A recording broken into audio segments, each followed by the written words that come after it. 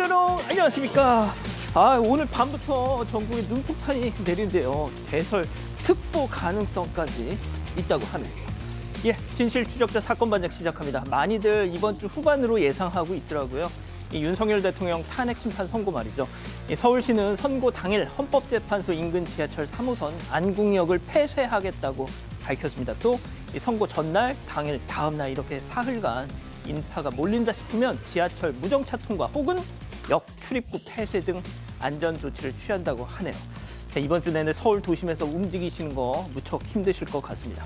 자, 오늘 출연자 소개 올리죠. 예, 백다희 아나운서, 박지훈 변호사, 박상희 한국열린사이버대 교수, 양지열 변호사 나오셨습니다. 안녕하세요. 안녕하세요. 예, 사반 볼 때마다 느낍니다. 제일 무서운 건 사람이라는 걸 하신 김현희님. 자, 도쿄 가는 비행기예요. 자기 자리도 아닌 빈자리에 가서 신발 벗고 저러고 있어. 종 내리고 본인 자리 가세요 하신 김지수님. 자, 6개월 차 임신부가 바로 눈앞에 있는데 배지까지 보여줬는데 움직일 생각을 안 하시네요. 진짜 너무하신다 하신 전미선님. 자, 사랑하는 우리 아들 정서은 15일 7번째 생일 축하해 하신 김수지님. 오늘은 사랑하는 김무경, 이순희 친정 부모님의 결혼기념일 겸 사랑하는 올케 강민선 생일입니다. 축하 하신 김수정님. 그리고 장성필님 모두 사랑합니다. 자, 진미는 물론 의리로 함께하는 아세 사바 뉴스 750. 대한민국과 전 세계 동포 가족 여러분의 시선을 모아서 출발합니다.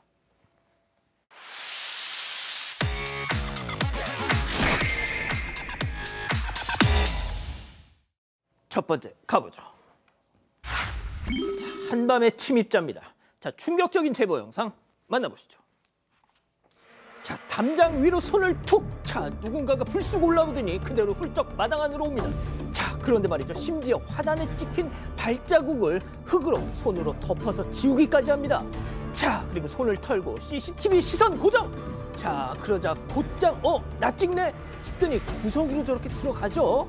자, 잠시 후에 웬 옷으로 얼굴을 저렇게 싹 가린 채 안쪽으로 성큼성큼 다가옵니다.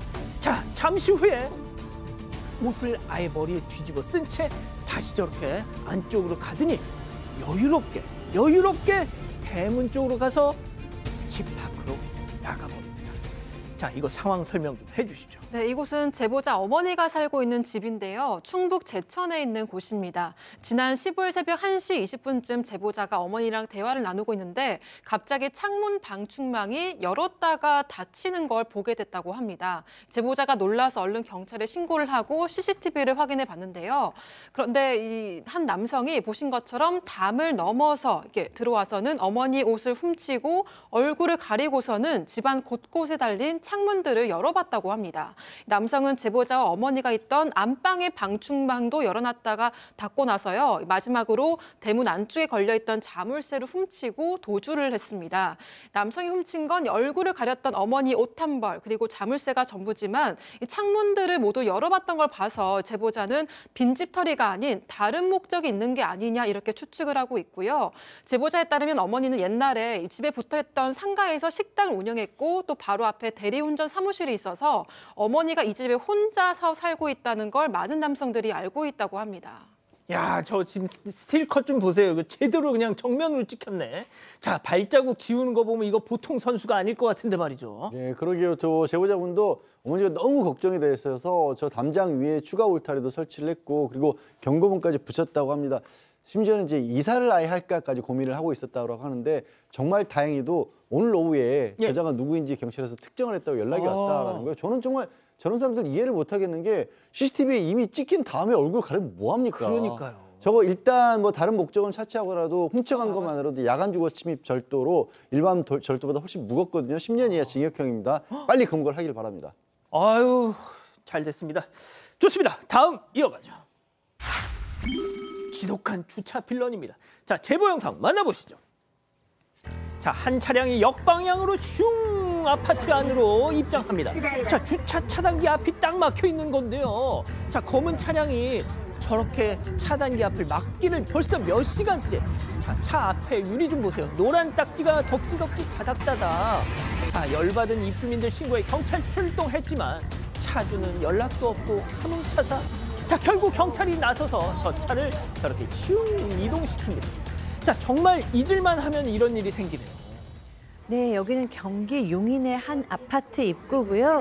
제보자에 따르면 지난 13일 낮에 해당 차주가 차량 등록 시스템에 불만을 가지고 차량의 그 주차 시스템 단말기 앞에 차를 세워놓고 그냥 이제 움직이지 않고 주차해버린 겁니다. 여기에 너무 많은 이제 이 입주민들이 불편을 겪어서 입주자 대표 회의에서 결국에는 이제 제설 차량을 가지고 저 차를 또 막는 그런 또 그 행동을 해요. 그랬더니 이제 서로 싸움이 난 겁니다. 그래서 이제 경찰을 불렀는데요. 차주는 경찰에 재물손괴다라고 신고를 하고 또 입주민 관리 쪽에서는 차주를 업무방해다라고 이제 신고를 했어요. 근데 여기서 끝나는 것이 아니라 또 잠깐 뺐다가 저녁에 다시 또 출입구를 막았습니다. 경찰이 또 출동을 했고 그래서 차주와 경찰이 상의한 끝에 경찰이 차를 옮기기는 했는데요. 문제는 경찰이 옮긴 그 장소가 또 어린이 차량, 노인 주간, 노인 보호 차량, 장애인 택시 이런 데가 또 정차하는 곳이었던 아이고. 거예요. 그러나 차주는 다시 옮기지 않겠다라고 얘기해서 지금도 차량들이 극심한 불편을 겪고 있습니다. 아유, 왜 저런 거예요 도대체? 예, 이게 그렇게 한할 일일지 모르겠는데 최근에 새로운 차량을 리스를 했다고 해요, 이 차주가. 아파트에 차량 등록을 해야 되는데 리스 그 서류를 계약서가 없어서 이게 등록이 안 돼 가지고 저런 상황인데 그러니까 이제 입대위 측에서는 그냥 우리가 리스 회사하고 연락해서 하겠다라고 얘기했는데 그때부터 기분이 나빠진 것 같습니다. 아니 그게 왜? 후문에 모르겠어요. 후문에 자꾸 대놓거든요. 정문으로 가서 뭐 일일 차량 등록증이라든지 이런 걸 하면 되는데 아마 내가 낸데 어떤 그런 생각이 좀 있었던 것 같아요. 왜 나한테 이랬느냐. 이런 것 때문에 후문에 차를 고정해놓고 출입을 지금 방해하고 있는 그런 상황입니다. 아유 참. 알겠습니다. 자 다음 이어가죠. 실내 흡연 지적했더니 점점점. 자 실내 흡연 경고문 옆에 황당한 또 반박문이 붙었다는데요. 제보 사진 만나보시죠. 자 아파트 엘리베이터에 붙은 경고문. 환풍구통에서 담배 냄새가 폴폴 나니까 제발 좀 실내 흡연 좀 삼가주세요. 자 그러자 옆에 반박문이 또. 아이 발코니에서 창문 열고 몇 번 흡연한 걸 범죄자처럼 취급하면 안 되죠. 아이 담배값에는 이미 엄청난 세금이 붙어 있습니다. 아이 냄새가 씨는 건 본인 취향 아닌가요? 참. 자 이거 뭐 거의 뭐 대자본 논쟁이 벌어지고 있는데요. 자 양 변호사님. 모르겠습니다. 음식 냄새랑은 좀 다르잖아요, 그래도. 이게 담배 냄새를 취향이라고 얘기할 수 있는 건 아닌 것 같은데 일단 제보자분 부산 수영구의 한 주상복합 아파트에 사신답니다. 그런데 이제 관리사무소에서 엘리베이터 안에 실내에서 담배를 좀 자제해 주십시오. 저기도 피지 마라 막 이렇게 한 게 아니라 배려해달라는 그런 문구가 있었는데 그 옆에 저렇게 길게 훨씬 길게 장문의 반박문이 붙은 겁니다. 뭐 한 달에 한 몇 차례 정도 창문 다 열어놓고 피우는 거고 그리고 이 건물 금연 건물도 아니고 설령 금연 건물로 지정이 되더라도 공공구역 뭐 복도나 엘리베이터 이런 곳에서만 못 피우게 하는 거지 개인 그 자기 집 안까지 제재할 수는 없는 거 아니냐. 냄새가 나는 거 내가 지금 담배값에 세금이 얼마나 들어있는데 그거 냄새 나는 거 자기 취향이지 왜 그 개념이 없이 그 사람을 범죄자 취급하냐라고 저렇게 써놓은 겁니다. 글쎄요. 근데 문제는 그런 겁니다.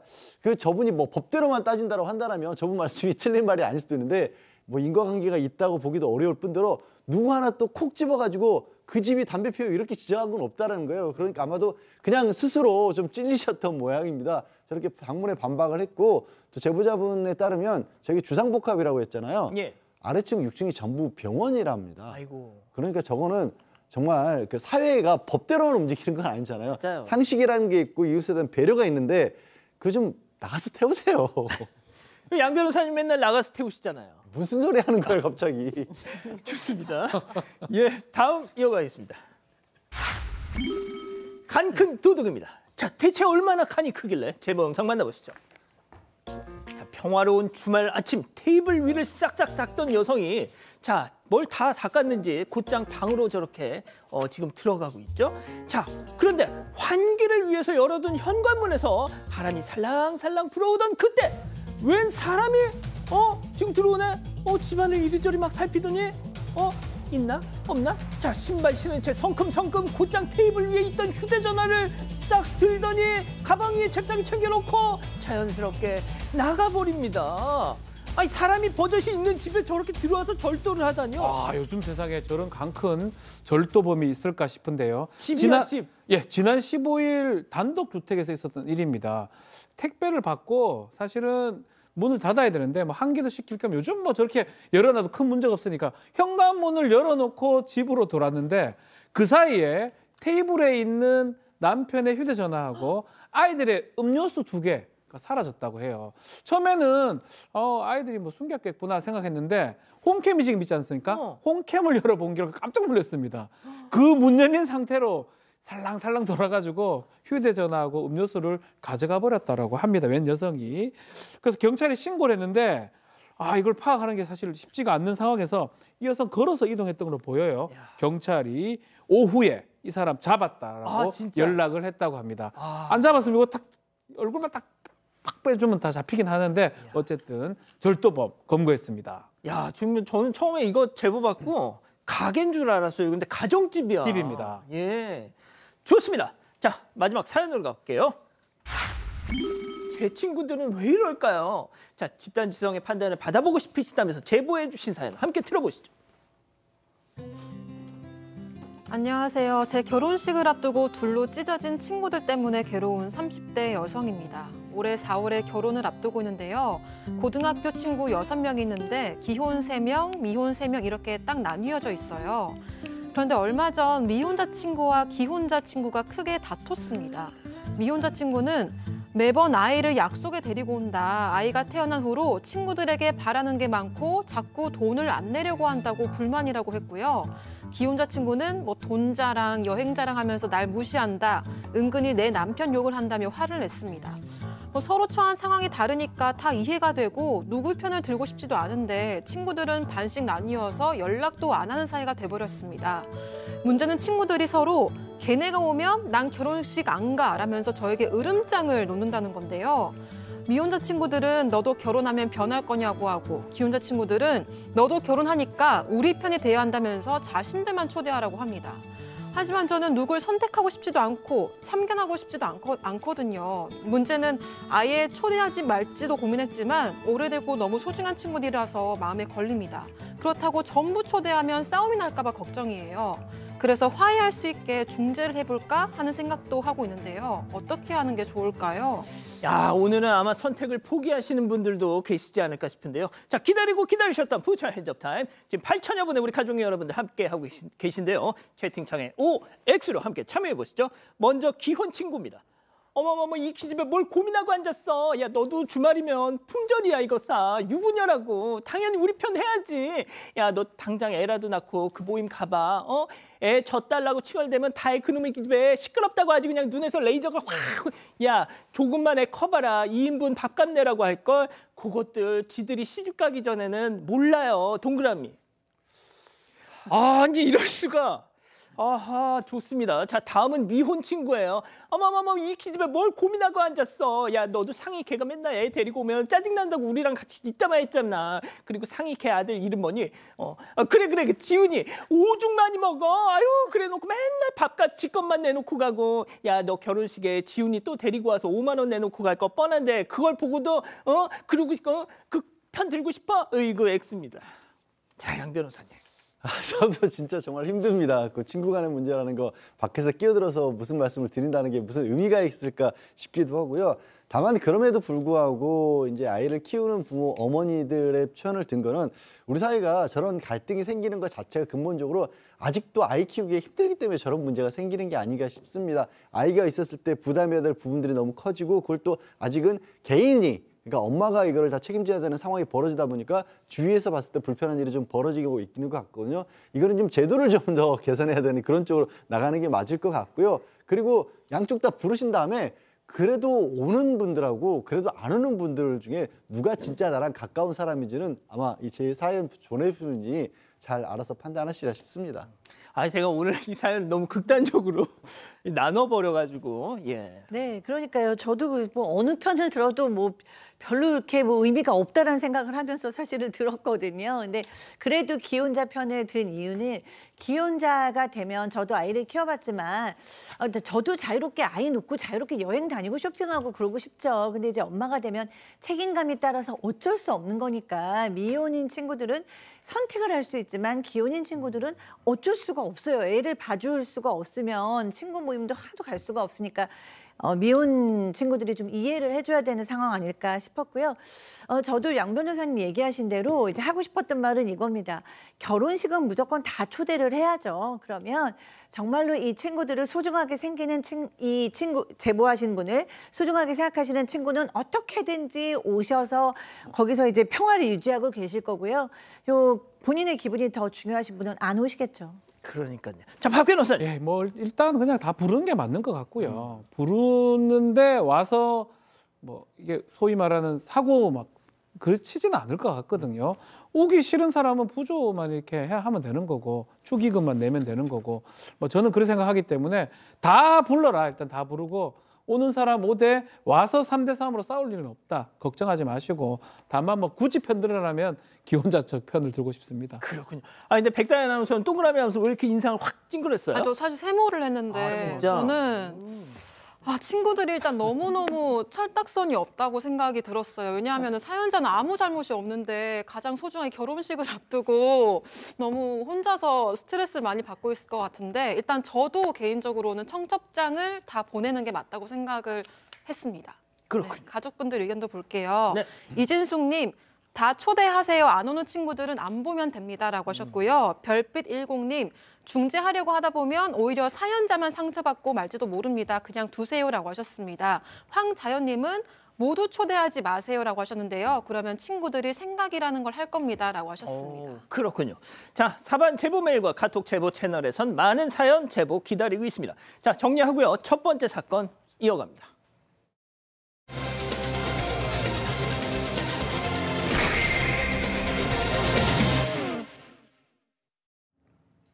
자, 고 김세론 씨의 유족이 한 연예 유튜버를 고소했는데요. 마침 오늘 이 고소 전에 기자회견이 있었습니다.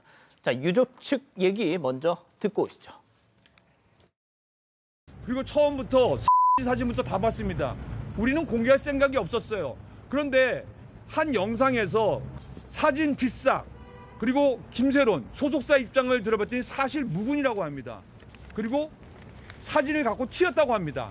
그 사진을 올린 것을 갖고 이진우 유튜버는 자작극, 셀프 연애 등 이상한 여자로 몰고 갔기 때문에 유족 측은 고소를 진행할 수밖에 없는 상황입니다.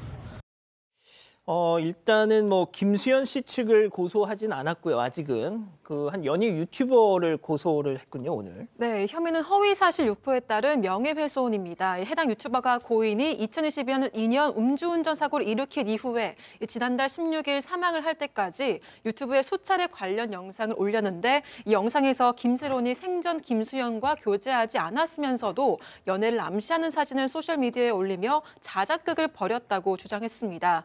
유족 측은 고인을 이상한 사람으로 비치게끔 허위 사실을 유포했다. 유튜버가 고인이 사망하자 과거 영상들을 삭제하고 있다. 명백한 증거 인멸이고 향후 다른 영상들과 관련해서 추가로 고소할 예정이라고 밝혔습니다. 예, 뭐 즉각적으로 또 해당 유튜버는 저런 변호인들의 주장이 사실이 아니다. 본인도 이제 적극 대응하겠다 이렇게 입장을 내놨더라고요. 자, 그런데 유족 측은 오늘 김수현 씨와 그 소속사에 대해서도 입장을 밝혔습니다. 이 고인이 음주운전 사고로 생활고를 겪어서 사고 수습을 위해 소속사에 빌렸던 그 7억 원.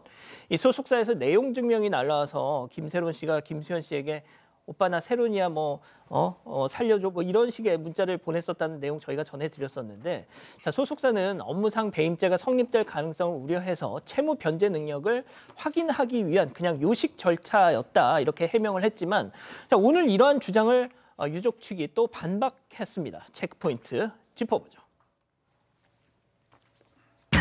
자, 배상 처리 유족 측 얘기 들어보시죠. 이게 까마귀 날자 배가 떨어질 수도 있는데요. 소속사가 2차 내용 증명을 2024년 3월 25일 날 김세론 씨한테 보냅니다. 마지막 조문에 SNS에 올리거나 하는 협박성이 있습니다. 향후에 SNS에 또 이런 사진을 올리거나 그리고 김수현 씨라는 언급은 안 했습니다. 근데 소속사의 어느 누구와도 만약에 접촉을 하거나 또 만약에 눈물의 여왕이 이런 사진으로 인해서 손해를 보면은 그 전액을 배상 처리를 할 수 있게 하겠다라고 협박성 글이 있습니다. 자, 그러니까 정리를 하면 소속사가 김세론 씨에게 2차 두 번째 내용 증명을 보냈는데 마침 그때가 김수현 씨가 주연은 했던 그 눈물의 여왕이라는 그 드라마가 한창 방영 중이던 때였는데 뭐 쉽게 말하면 이겁니다. 만약에 너 행동으로 인해서 그 드라마에 어떤 손해가 생기면 너 책임져라. 뭐 이런 얘기를 지금 주장하는 거죠. 그러니까 이제 유족의 주장은 김수현 씨의 관계 그리고 소속사의 어떻게 보면 태도 이런 것들이 그동안 이제 반박이었던 내용과 전혀 다르다라는 겁니다. 그 내용의 근거로는 이제 고인의 유품을 정리하는 과정에서 2차 내용 증명을 발견을 이번에 했다라는 것이고 그 2차 내용 증명의 내용은 첫 번째로는 그 생활고 그리고 사고 수습처를 위해서 빌렸던 돈 그냥 그거 달라는 말을 안 하면 회사의 배임죄가 되기 때문에 마지못해 하는 것이다라는 식으로 지금 소속사에서는 주장을 하고 있는데 거기 보면 그 내용은 기간을 정해놓고 이거 압박을 주는 내용이지 그렇게 정말 그냥 형식상으로 했던 내용이 아니라라는 것이고요. 그리고 이제 김세현 씨를 비롯해서 다른 소속사 연예인들에 대해서도 만나지 말라라는 거고 그 이후에 김수현 씨 측은 물론 그 소속사의 다른 그동안의 관계를 유지하고 있던 연예인들과도 연락이 끊겼다라는 겁니다. 거기에 더해서 이제 김수현 씨가 새로 출연하는 그런 어떤 드라마에 손해가 가는 행동을 했을 경우에는 그때는 그 손해배상을 전부 다 이 김세론 씨에게 처리하도록 하겠다라는 내용까지 들어있다라는 게 유족 측 주장입니다. 예, 유족은 이제 김수현 씨에 대해서도 법적 대응을 검토하겠다 이렇게 얘기를 했는데 아직 뭐 오늘 지금 현재까지는 김수현 씨 측의 어떤 반박이나 이런 게 나오진 않고 있더라고요. 지켜봐야 될 부분인데 자, 박 변호사님. 예. 그 고인이 미성년자 시절 때 과연 교제를 했느냐 안 했느냐 이게 뭐 지난주부터 계속 쟁점 중에 하나였잖아요. 큰 쟁점이 그런 겁니다. 유족은 김세론 씨가 15살 때 그때부터 교제를 해서 6년간 교제했다는 입장이고 김수현 씨는 그렇지 않습니다. 성인이 된 후에 교제를 했다. 이게 아주 첨예하게 지금 대립 중인데 실제로 지금 그 자살 소장에 따르면 유족 측 관계자죠. 상담을 하다가 그런 내용들을 알게 됐다라고 합니다. 앞뒤가 안 맞길래 솔직히 좀 말해달라고 하니까 유족들이 미성년 때 교제를 했다라고 밝혔다고 하고요. 유족 측의 입장에서 오늘 기자회견에서 김수현 측이 좀 거짓 입장문을 낸 게 아니냐. 이게 지금 너무 유족들이 힘들게 한다. 지금이라도 공개적으로 인정을 하고 교제 사실 인정하고 공개적으로 사과하라고 입장을 밝힌 상황입니다.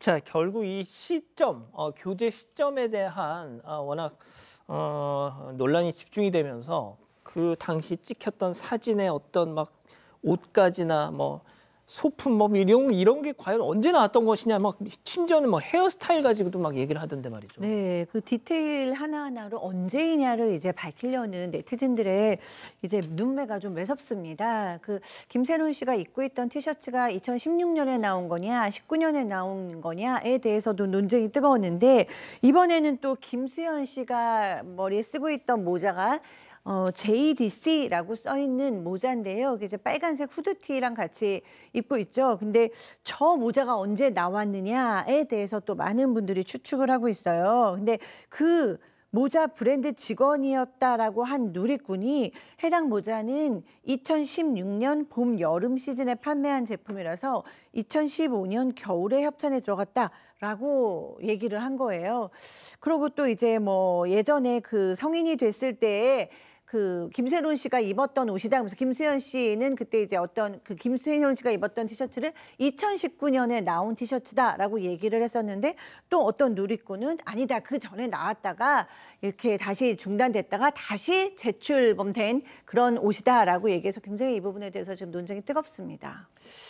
예, 이거 뭐 저희가 워낙 좀 오래된 일이고 해서 어떤 확인할 방법이 좀 마땅치가 않아서 저희도 뭐 이렇게 얘기하면 또 이렇게 반박하는 그런 내용만 소개해드릴 수밖에 없는 상황인데, 자, 일단 김수현 씨 소속사가 유족에게 좀 만나고 싶다는 의사를 전달했던 모양이에요. 네, 지난주 목요일에 많은 어떤 심려를 끼치고 있어서 그거 좀 상황이 좋지 않다라는 점을 얘기를 하면서 직접 당시의 경영진들이 만나서 해명을 하고 싶다 그렇게 얘기를 하면서 문자를 보낸 겁니다. 소속사 측의 입장은 그런 거예요. 이게 공개적으로 시시비비를 거래하는 것이 오히려 고인의 명예를 회복하는데 적절치 못하다라고 생각을 하면서 이제 좀 찾아뵙고 충분하게 설명을 드리고 싶으니까 소속사 사무실 쪽으로 연락을 주면 고맙겠다라는 그런 이 연락을 지금 문자를 통해서 보냈던 겁니다. 근데 일단 유족 측의 입장은 한 3가지 정도 전제 조건을 달고 있어요. 어떤 사실관계를 밝히기 전에 일단 미성년 시절부터 첫 번째로는 김수현과 고 김세론 씨가 교제가 있었다는 것을 인정하고 이에 대해서 사과를 하라는 것이고, 두 번째는 김세론 씨가 소속사를 만들 때부터 굉장히 많은 기여를 하고 일을 했는데도 불구하고 정당한 보수도 받지 못했다라는 부분에 대해서 해명을 하라는 거고, 세 번째는 그 문제 논란의 음주운전 사고 이후에 소속사 측에서 아까 얘기한 것처럼 최후 변제를 압박하는 바람에 굉장히 심리적으로 힘들었다는 점, 이거 3가지 이거를 인정을 해라라고 유족 측은 요구를 하고 있습니다. 소속사는 유족과의 대화를 원한다. 유족은 대화 전에 빨리 공개 사과를 해라, 이렇게 계속 충돌하고 있는 상황이네요. 알겠습니다. 일단 이렇게 정리하고요. 두 번째 이어갑니다.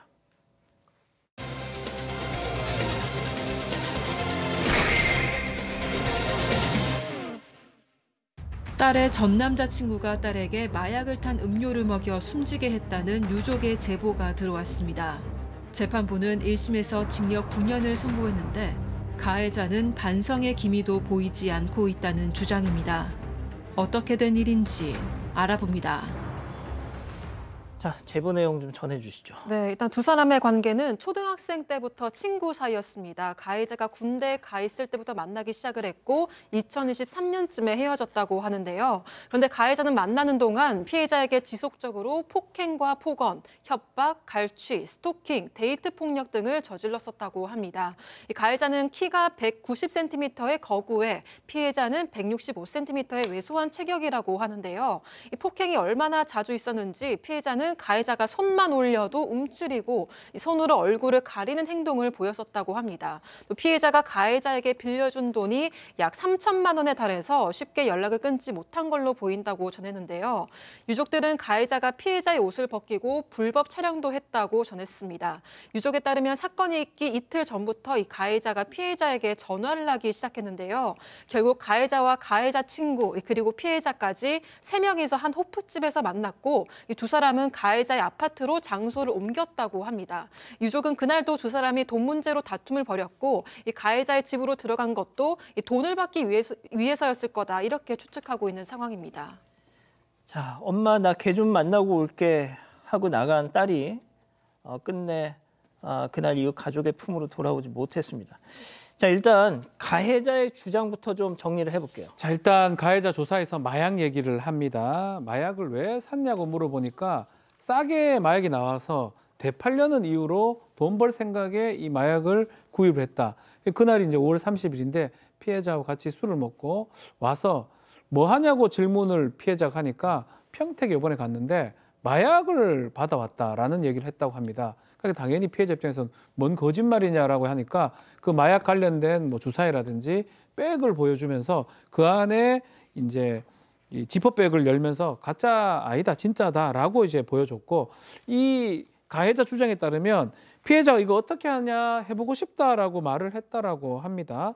그렇게 말을 하니까 이 가해자 입장에서는 넌 잘 모른다라고 하면서 하니까 자신이 유튜브 잠깐 보는 사이에 음료수에 마약을 타서 먹는 것을 봤다라고 합니다. 맛이 어떠냐 물어보니까 좀 쓴맛이다라고 얘기했고 30분간 아무런 반응이 없었는데 멀쩡해 보였다고 합니다. 다음에 피해자가 욕조에서 씻고 자신은 피해자가 나오는 걸 보고 잠이 들었는데 일어나 보니까 피해자가 숨져 있었다고 진술했습니다.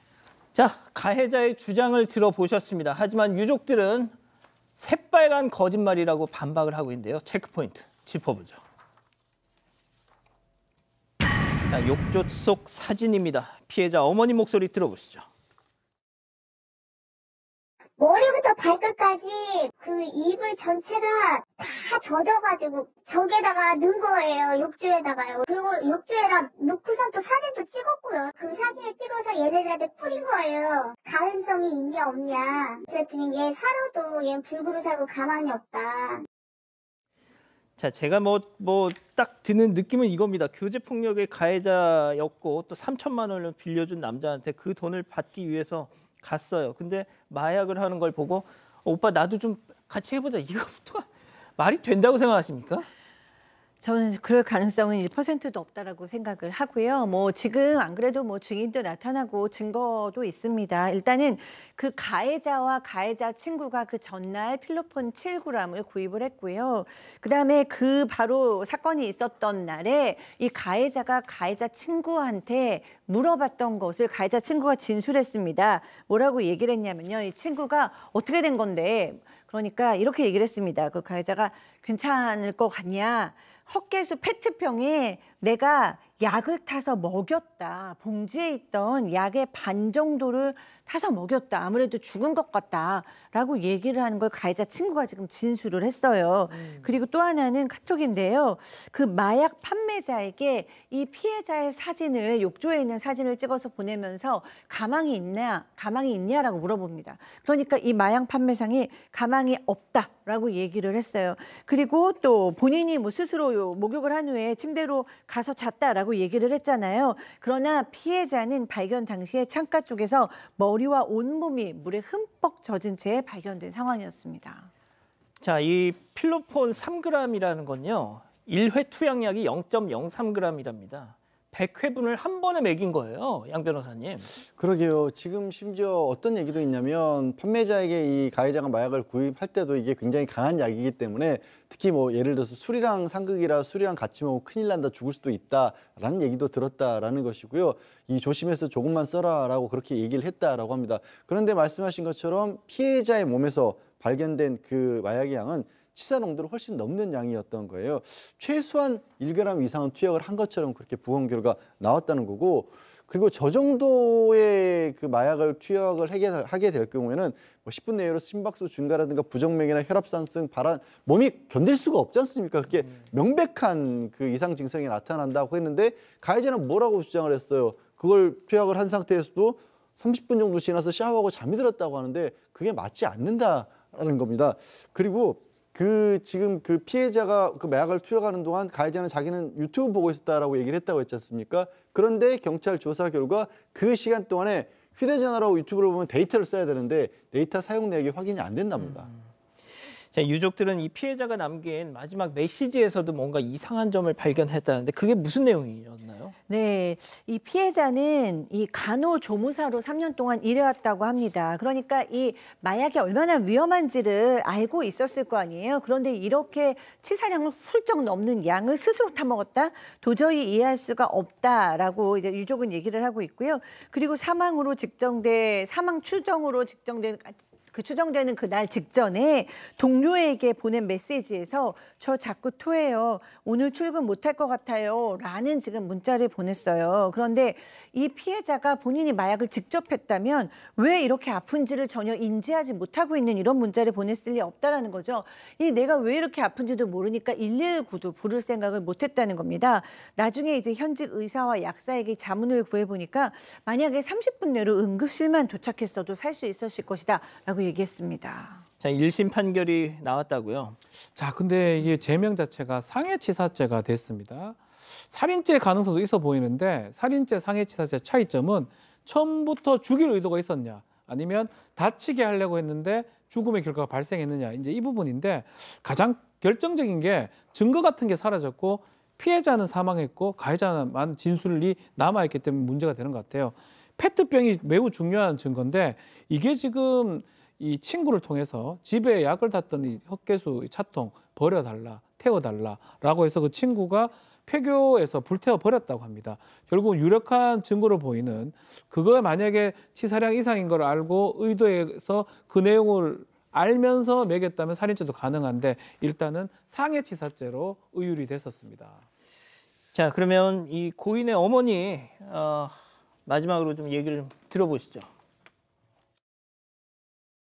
그 증거품을 발견을 못해가지고 그게 상해치사가 된 거예요.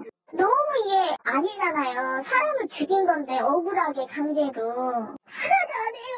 없어요. 오직 그 판사님이 반성의 기미도 없고 유가족 앞에서 하루하루가 쉬운 것 같아요. 정말 계획적인 살인인 거 정말 그것 좀 세상에 알려주시고 저희 딸 진짜 원 없이 하늘로 훌훌 날아갈 수 있게 나비처럼 억울하고 풀어주십시오. 자, 진짜 죽은 자는 말이 없다 보니까 이 가해자의 주장만 일방적으로 지금 전해지고 있습니다, 양 변호사님. 그래요. 그 결과 1심의 형이 결론부터 일단 말씀드리면 징역 9년에 그쳤습니다. 판사는 그렇게 많이 지적을 했어요. 뭐 피해자에 대해서 미안함이나 죄책감도 없고 오히려 적극적으로 증거인멸했고 사건 은폐하고 납득하기 어려운 변명만 했다. 그리고 자신의 범행을 반성하지도 않고 있었고 유족의 고통이나 피해를 치료하기 위한 노력도 전혀 하지 않았다. 이것만 들으면 한 20년, 30년도 생각하실 수 있을 것 같은데 징역 9년이거든요. 이유는 결정적으로 상해치사, 그러니까 아까 박 변호사 얘기한 것처럼 사람을 고의로 해치려고 했다는 증거를 못 찾았다라는 건데 가장 쟁점이 됐던 부분은 이 지금 마약이 들어있었던 그 페트병을 일부러 내지는 강제로 먹게 만든 것이냐 아니면 그냥 이걸 방치하다시피 했는데 이제 피해자가 스스로 먹었느냐 이런 부분들이 입증이 좀 덜 된 것 같습니다. 그런데 저는 그 두 사람밖에 없는 집에서 그걸 우연히 발견해서 마셨다고 하는 걸 그럼 자발적으로 먹었다고 봐야 될까? 이 부분에 대해서는 모르겠습니다. 제가 사건 전체를 보진 않았겠지만 그것만 가지고 살인이 아니라 상해치사로 했다는 법은 조금 납득이 안 가는 부분이긴 합니다. 다시 한번 말씀드리지만 제가 전체 기록을 보지 못했기 때문에 이렇게 말씀드리는 겁니다. 예, 알겠습니다. 두 번째 이렇게 정리하고요. 별별 상담소 이어갑니다.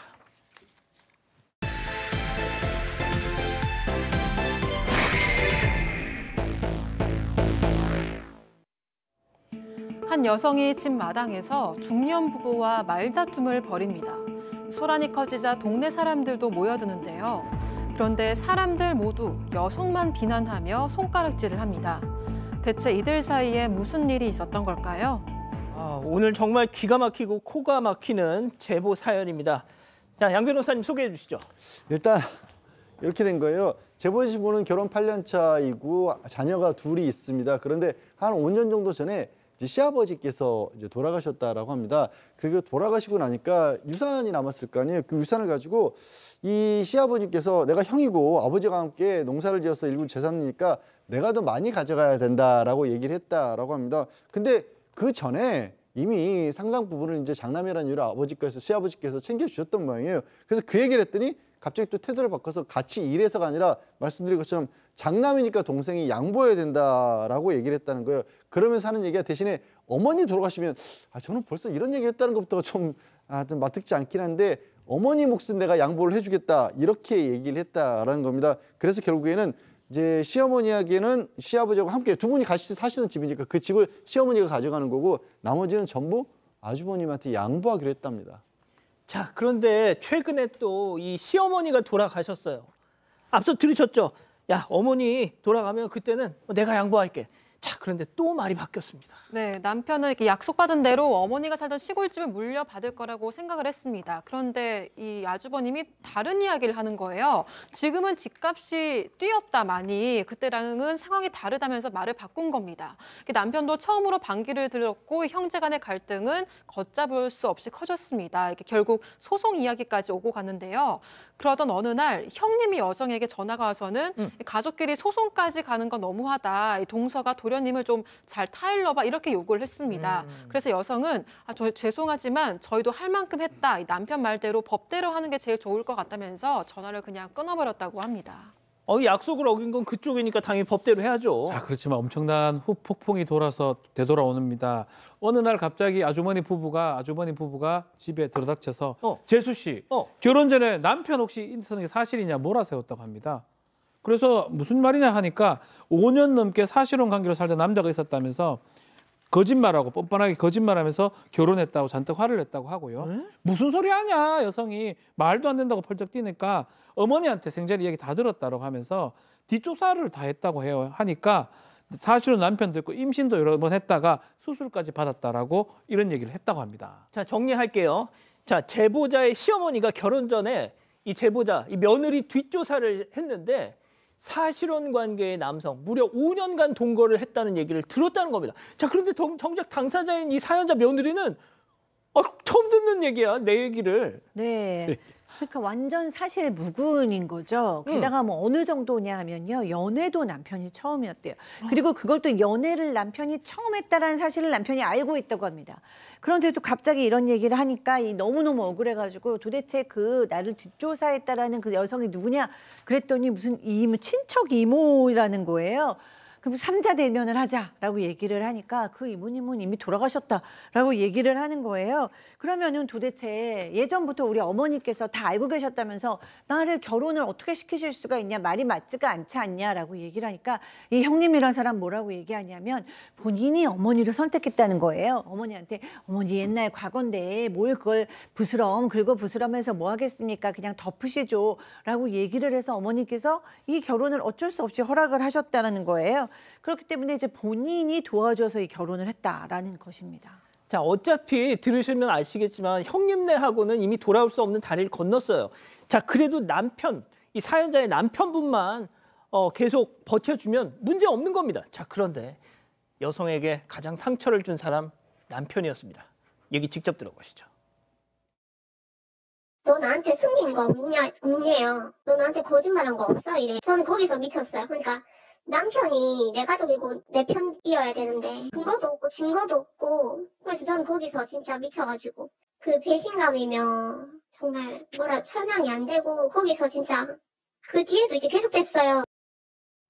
자, 교수님. 네. 이게 참 처음에는 내 아내를 믿고 싶다가도 네. 저런 얘기를 들으면 진짜 그런가? 뭐 이랬나 봐요. 그래도 이제 부부 사이가 워낙 탄탄하고 남편이 이제 심지가 이렇게 굳은 사람이면 안 넘어갈 텐데 이 형님과 형수가 또 굉장히 저는 언변이 좋고 잘 이 도련님을 구슬리는 사람들인 것 같아요. 그래서 이 어머니의 첫 제삿날 남편 혼자 이제 아주버님 댁을 갔다 온 거예요.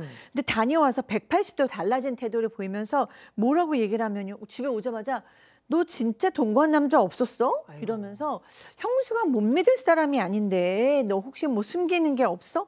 라고 의심하는 거예요. 그러면서 네가 정말 억울하다면 증거를 대라 라고 얘기를 하는 거예요. 이 여성이 너무너무 정말 얼마나 기가 막히겠어요. 그래서 있지도 않은 일을 어떻게 증거를 대냐라고 얘기를 하면서 그러면 내가 살던 본가의 모든 그 등본 같은 것도 떼어다 주고 내가 다닌 산부인과 기록도 다 떼어다 주겠다라고 얘기했더니 남편이 네가 철두철미하게 다 숨겼겠지 뭐 이제 와서 또 이런 식으로 얘기를 하는 거예요.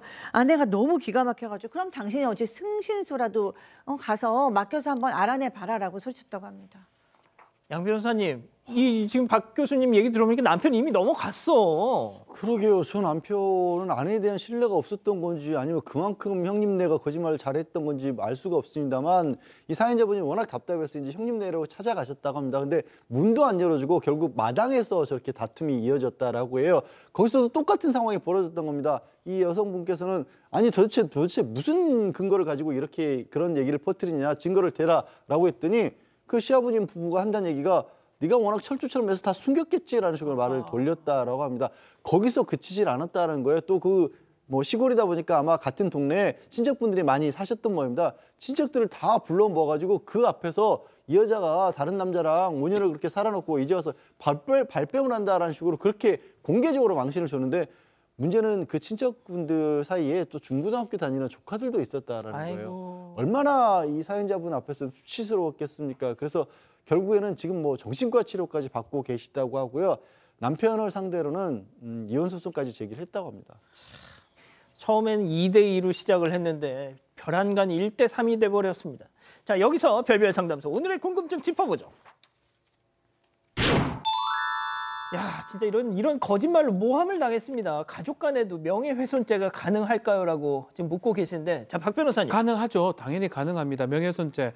구체적 사실을 적시해서 사회적 평가를 떨어뜨릴 때 불특정 다수인 앞에서 지금 원래 둘이만 얘기를 하다가 나중에는 친척들 아니면 딴 사람이 있는 데서 얘기를 하거든요. 맞아요. 다 성립합니다. 아마 진술도 확보가 가능할 거고요. 허위사실 명예훼손죄가 아마 될 것으로 지금 보이고 그 외에도 민사소송도 가능합니다. 불법행위에서 손해배상 청구가 가능해서 위자료 같은 거 받을 수도 있고 남편도 저는 좀 일조하고 있는 것 같거든요. 남편도 이혼소송하면서 위자료 청구 가능할 것으로 보입니다. 자, 양 변호사님 짧게 부탁드립니다. 네, 그 남편하고 또 명예훼손으로도 당연히 손해배상 청구가 가능하고요. 거기에 지금 결혼이 파탄에 이런 경우도 저 지금 시아버님 부부가 일조를 한 거거든요. 저 혼인 파탄에 대해서도 위자료 청구도 같이 손해배상 청구가 가능할 것으로 보입니다. 자, 근데 진짜 박 교수님 말씀처럼 진짜 언변이 장난이 아닌가 봐요. 네, 그러니까 언변도 장난이 아니고 두 부부가 상당히 교묘하고 교활한 사람들인 거죠. 그래서 이미 뭐 도련님의 재산이고 뭐 모든 걸 다 뺏기 위해서 이런 연극을 벌이고 있는 것 같은데 저는 이 두 부부도 아주버님 부부도 문제지만 더 큰 부분은 더 큰 문제는 남편에게 있다고 생각을 해요. 이 얼마나 이런 말에 속기 때문에 이 정말 소중한 아내와 재산을 다 잃게 생긴 거죠. 이 시점에서 누가 거짓말을 하고 있는지 누가 거짓됐는지 교활한지를 좀 잘 파악하셨으면 좋겠습니다. 증거도 없어 그냥 카더라야 그냥. 네, 가족분들도요. 헤이성사님 현실판 놀부네요라고 하셨고요. 경미우님도 남편이 귀가 얇네요라고 하셨습니다. 아유 참. 자 별별 상담소 이렇게 정리하고요. 글로벌픽 이어갑니다.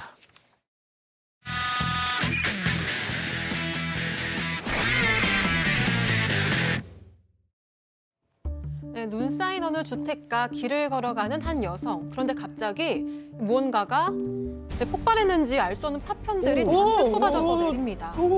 네, 위험해 보이죠. 이 놀란 여성이 발을 동동 굴러보지만 미처 피할 새도 없이 커다란 판자들에게 그대로 이렇게 깔려버리는데요. 엎친 데 덮친 격으로 정차해 있던 자동차까지 쓰러진 연속으로 후진을 하고 있습니다. 멈춰! 차량은 다행히 멈췄고 긴장감이 감도는 그 순간 바퀴 쪽에서 스르르 일어나는 여성 짐을 챙겨서 빠르게 현장을 벗어나는데요. 다행히 크게 다친 곳은 없어 보입니다. 왜 저런 거예요? 네, 이날 사고의 원인은 가정용 가스 폭발이었습니다. 이로 인해서 큰 화재가 발생하면서 2명이 다쳤다고 하는데 부디 무사히 회복하기를 바랍니다. 다음 영상 이어갑니다. 네, 의자에 기대 앉아서 한가롭게 휴대전화를 보는 남성. 이 고개를 숙여서 바닥을 보더니 깜짝 놀라면서 소파로 껑충 뛰어오르죠. 남성은 발견했는데 다름 아닌 거대한 기관뱀이었습니다. 네, 저건 너무 자연스럽게 아니 저걸 모르고 있었어? 저 큰 게 오는데 겁을 먹고 벽에 야야야야 TV까지 던지고 밖으로 투덜랑 그러다 치고 다쳐. 있습니다. 네, 그런데 떨어진 TV에 맞고도 사람을 해치려는 기색 하나 없이 가만히 있는 비단뱀인데요. 알고 보니까 야생에서 나타난 게 아니라 이웃집에서 키우던 뱀이었어요. 다행히 뱀의 주인이 금방 찾아와서 데려갔다고 하고요. 파손된 TV는 조금 아깝지만 아무도 안 다친 게 진짜 천만다행이죠. 야, 아니 저걸 왜 모르고 있었을까? 거의 부러운 수준이에요. 자 다음 영상 보시죠. 말도 안 나왔어. 이무기입니다. 예. 차가 쌩쌩 다니는 도로 바로 옆에 선 남성이 폭죽에 불을 붙인 뒤 하늘로 쏘아 올리는데요. 폭죽은 포물선을 그리면서 힘없이 바닥으로 떨어지더니 길 건너편 손살같이 슝 엄청난 빛을 보며 폭발합니다. 와 맞은편으로 확 날라갔어. 순식간에 아수라장이 된 건너편. 사람들은 놀라도 도망치기 바쁘고요. 그렇게 멈춘 줄 알았던 폭죽이 다시 펑! 불꽃은 사방으로 퍼져나갑니다. 이거 엑스랄 탄 이런 큰일 거잖아요. 났어요. 그러니까 말이죠. 불꽃놀이도 좋지만 안전이 제일이라는 것 꼭 기억하시기를 바랍니다. 중국으로 가보시죠. 떨리는 마음으로 도로 주행 시험을 치는 여성. 조수석에는 감독관이 앉아 있습니다. 그 순간 쓱 변속기로 향하는 왼손. 아니 저걸 왜 저렇게 어렵게 해? 왼손 역할이 좀 바뀐 것 같은데요. 아이고. 감독관이 물병을 여느라 이 모습을 제대로 보지 못했습니다. 잠시 후 또다시 쓱 이번엔 아주 딱 걸려 버려. 아니 왜 저래? 깜짝 놀라는 모습이죠. 왜 저렇게 어렵게 해요? 왜 저렇게 해요? 계속된 여성의 왼손 조작에 감독관은 고개를 절레절레. 결국 운전대 대신 잡은 뒤 시험을 중단시킵니다. 어리중절 당황해하는 여성. 아직도 뭐가 문제인지 모르는 것 같죠? 손까지 내저으면서 안 돼! 끝까지 덜컹 하면서 멈추는 차량에 감독관은 분노 폭발 직전. 어디서부터 이걸 알려줘야 됩니까? 저 손으로 합니까? 아유 예. 자 글로벌픽 이렇게 정리하고요. 잠시 뒤에 돌아오겠습니다. 와우. 그건요. 육아. 아침 침대. 침대는 과학. 모두가 아는 숙련 공식. 침대는 과학이다. 에이스 침대. 알레그라와 함께라면 재채기를 멈출 수 있어요. 졸릴 걱정도 덜하죠. 효과는 빠르게, 졸음 걱정은 가볍게. 알레르기엔 알레그라. 디즈니 백설공주 극장에서 만나요. 신발의 능력을 더블로 끌어올리기 위해 두 개의 공이 만든 폭발적인 반발력 더블 리액트 아이더. 센트룸은 생애주기 건강을 연구합니다. 성별, 연령에 따라 생애주기에 딱 맞춘 과학적 설계. 건강 이제 한 팩으로 맞추자. 센트룸 원데이팩. 예, 사랑하는 사건반장 가족 여러분 따뜻한 밤 보내시고요. 오늘도 유튜브 라방 사반 후반 달려봅니다. 저희는 내일도 사반 750 저녁 7시 50분에 다시 옵니다. 안녕히 계십시오.